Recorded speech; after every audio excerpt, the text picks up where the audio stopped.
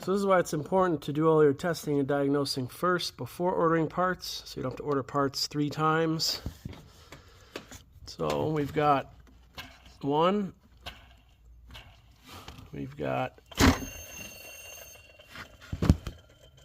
2, and we've got the tensioner, which I don't think is supposed to be in contact with the water pump pulley like that. And I also don't think it's supposed to be that loose. So I will need to order all 3. The idler pulley here, I don't know what this is called. Second idler pulley, I don't know. And then obviously our friend, the tensioner assembly here, which is usually cheaper than just the pulley.